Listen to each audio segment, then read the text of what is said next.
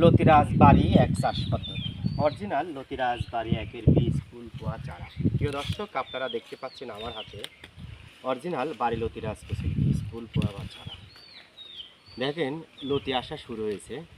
আমাদের লতিরাজ বাড়ি একের চারার কয়েকটি বৈশিষ্ট্য রয়েছে। প্রথম বৈশিষ্ট্য, চারাগুলো লতি থেকে উৎপাদন করা।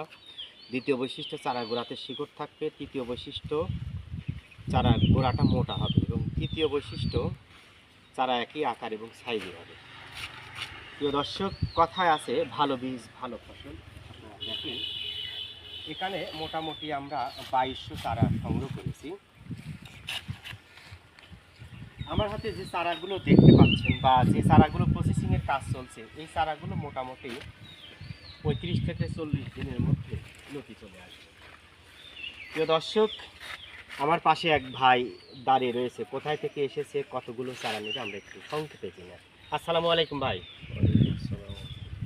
কোথায় থেকে আসছেন? আমি নাটোর জেলা সিংড়া থানা থেকে আসছি। সিংড়া কতগুলো চারা নেবেন? 2200 চারা নেব। 2200 চারা নেবেন। আপনাকে আমরা একটা গুরুত্বপূর্ণ প্রশ্ন করি লতিরাজ বাড়ি এক চাষ বিষয়ে। আপনি তো অসংখ্য ইউটিউব চ্যানেল দেখেছেন নাকি? আচ্ছা, তাদের কাছে চারা নিতে না গিয়ে অথবা তাদের কাছে অনলাইনে অর্ডার না করে সরাসরি কেন আসলে? আমি ইউটিউব চ্যানেলে অনেকগুলা ভিডিও দেখছি, তার মধ্যে আসাদ ভাইয়ের এই ইউটিউব চ্যানেল থেকে যে তথ্যগুলো পাইছি এটা অনেকটাই অথেন্টিক মনে হয়েছে এবং আমার ভালো লাগছে।